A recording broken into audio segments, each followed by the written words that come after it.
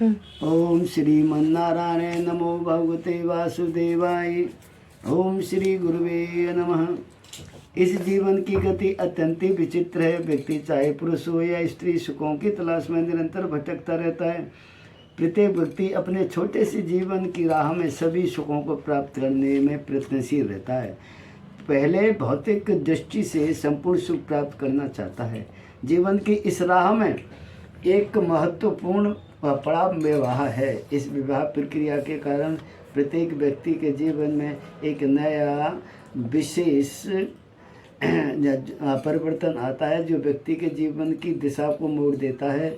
इस जीवन यात्रा में यदि समझदार योग्य जब भावानुकूल जीवन साथी मिल जाए तो जीवन में रस आनंद और जीने की लालसा बढ़ जाती है। जीवन में कष्ट बाधाएं परेशानियां और जिम्मेदारियां तो आती नहीं हैं, पर योग्य जीवन साथी हो तो इन सभी से गुजरते हुए समय सुख से कट जाता है।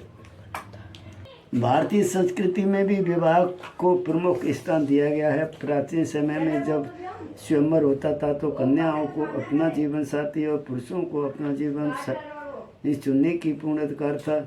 इस कारण वो अपना जीवन सुचारू रूप से आनंद पूर्वक व्यतीत करते थे।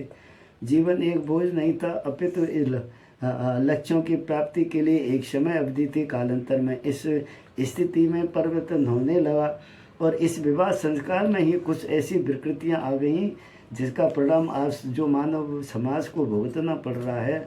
समाज निरंतर पुरुष प्रधान माना गया और स्त्रियों को गौण स्थान दिया जाने लगा।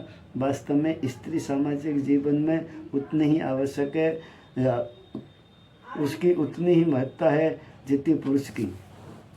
सामाजिक जीवन में दोनों एक समान एक दूसरे के पूरक अंग हैं। एक के बिना दूसरे का जीवन इस सृष्टि क्रम में चल ही नहीं सकता। प्राचीन समय में कन्या प्राप्ति के लिए और पुरुष योग्य पत्नी के लिए निश्चय ही साधनाएं तपस्या संपन्न करते थे, जिसके कारण उनका मधुर जीवन जीते हुए पूर्णतः सुखी संतुष्ट रहता था। प्राचीन ग्रंथों का विवेचन कर कुछ विशेषता हम इस पुस्तक के माध्यम से पाठकों को तक पहुंचा रहे हैं, जो उनके लिए निश्चय ही अनुकूल सिद्ध होगी। अपने जीवन को अनुकूल बनाने के लिए किसी प्रकार का कोई संकोच नहीं करना चाहिए।